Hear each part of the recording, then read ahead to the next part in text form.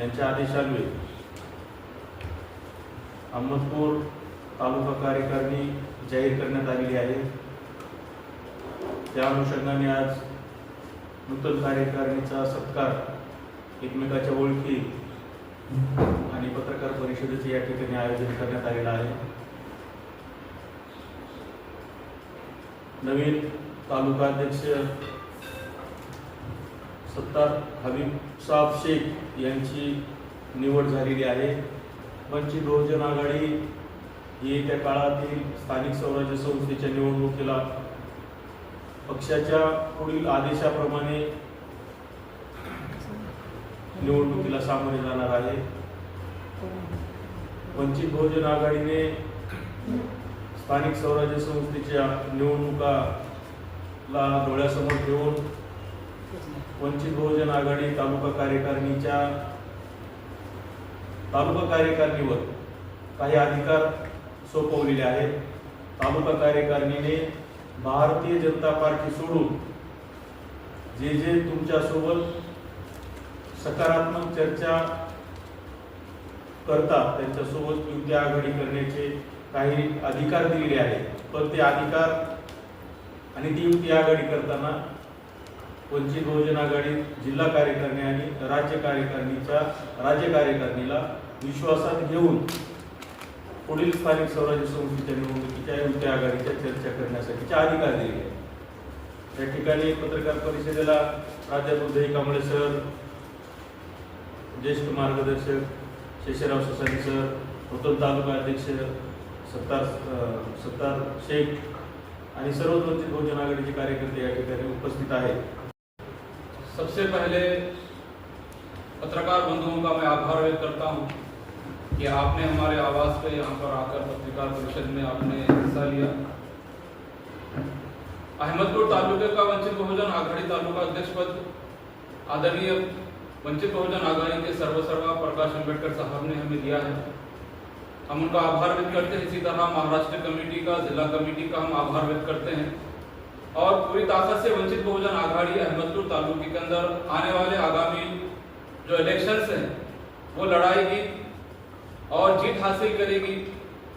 क्योंकि हमने देखा है महाराष्ट्र इलेक्शन वंचित बहुजन आघाड़ी की स्थापना 2018 में होती है और 2019 का इलेक्शन वंचित बहुजन आघाड़ी लोकसभा का लड़ाती है और 42 लाख मतदान महाराष्ट्र के अंदर वंचित बहुजन आघाड़ी लेती है।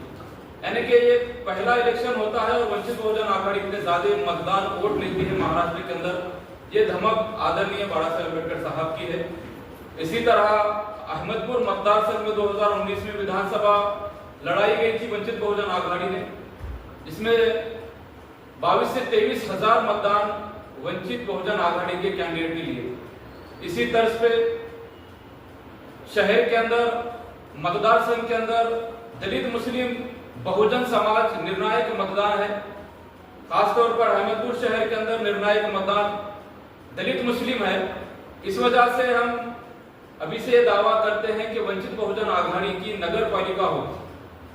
आने वाले इलेक्शंस में जो भी समविचारी पार्टी के पक्ष के लोग हैं, आदरणीय प्रकाश अम्बेडकर साहब के आदेश से हम उनसे युति करेंगे और जो कोई भी कैंडिडेट्स नगर अध्यक्ष के लिए, नगर सेवक के लिए इलेक्शन लड़ाना चाहते हैं, इच्छुक हैं और वंचित बहुजन आघाड़ी के नेतृत्व में लड़ाना चाहते हैं, आदरणीय प्रकाश अम्बेडकर साहब के पार्टी के नेतृत्व में लड़ाना चाहते हैं, हम उन्हें खुला जाहिर आह्वान करते हैं कि वंचित बहुजन आघाड़ी पूरी ताकत से इलेक्शन लड़ाएगी।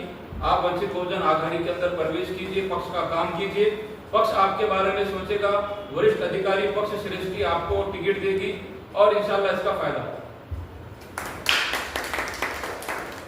सत्तार भाई, आप पत्रकारिता कर रहे थे, आप पत्रकार बोल के लोगों के सामने जाएंगे या वंचित बहुजन आघाड़ी का तालुका अध्यक्ष बोल के जाएंगे?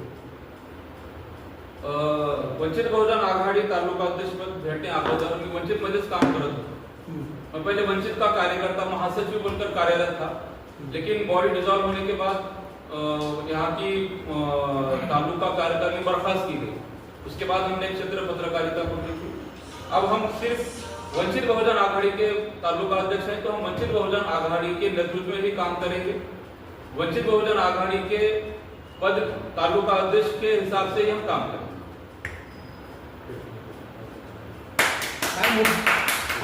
काय मुद्दे आहेत लोकांकडे जाण्याचे तुमची वंचित बहुजन आघाडीचे? अहमदपुर शहर के अंदर बहुत सारे मसले हैं, नाली, रोड, लाइट, कोई भी सुविधा अहमदपुर के अंदर नहीं है। अगर हम बस स्टैंड से सिर्फ कॉलेज तक जाते हैं तो हम पूरे काले नजर आते हैं, इतनी धूल रस्तों पर है। नालियों का ये हाल है कि पूरी गचागच भरी हुई है, पानी नालियों से नहीं बल्कि रोड से बह रहा है। और सरकारी दवाखाने की क्या हालत है, नगर परिषद के अंदर क्या कुछ हो रहा है, तहसील के अंदर क्या कुछ हो रहा है, ये सारे विषय हैं जिन पर हम वंचित बहुजन आघाड़ी काम करेगी। इसी को लेकर हम जनता के बीच जाएंगे और जनता से हम यही कहेंगे कि आदरणीय प्रकाश अम्बेडकर साहब मुसलमानों के, बहुजनों के तमाम मसलों को उठा रहे हैं। इसी तरह से हम अहमदपुर के अंदर बहुजनों के लिए काम करेंगे, गरीबों के लिए काम करेंगे, जो शोषित है, जो वंचित है, उनके लिए काम करेंगे और हम एक पक्की भूमिका लेकर हम जनता के बीच में जाएंगे।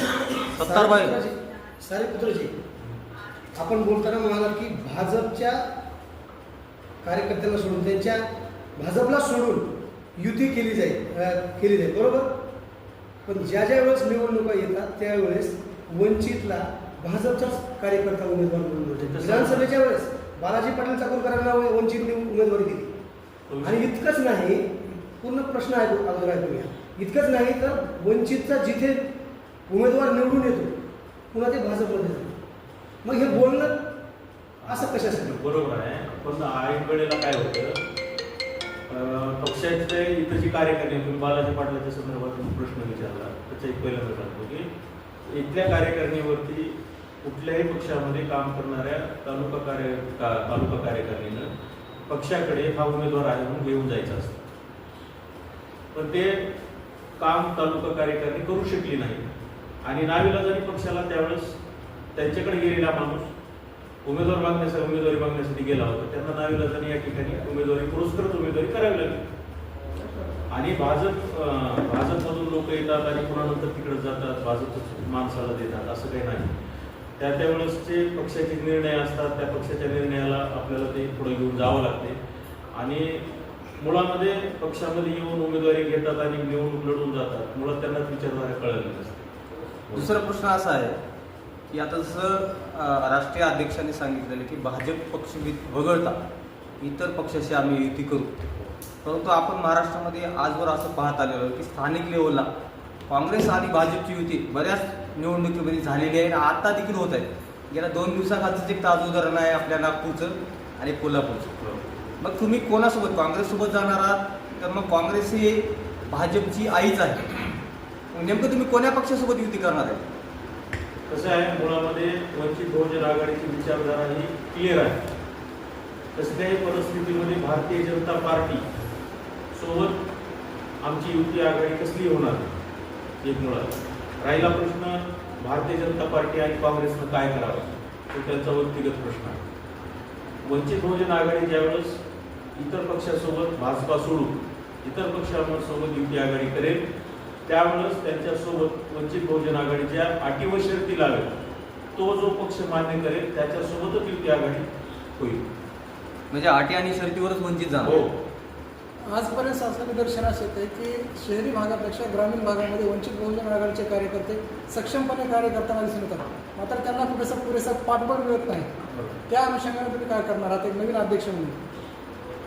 नवीन अध्यक्ष म्हणून गाव तेथे शाखा, घर तेथे कार्यकर्ता आणि दूध बांधणी आणि ज्या गावापर्यंत आम्ही आतापर्यंत पोहोचलो नाही त्या गावापर्यंत आम्ही पोहोचण्याचा प्रयत्न करू आणि ज्या ज्या ठिकाणी जुन्या कार्यकारिणी होत्या, शाखा होत्या, त्या आम्ही विस्तारित करू आणि नवीन कार्यकारिणी आम्ही प्रत्येक गावाखेड्यामध्ये उघडण्याचा प्रयत्न करू।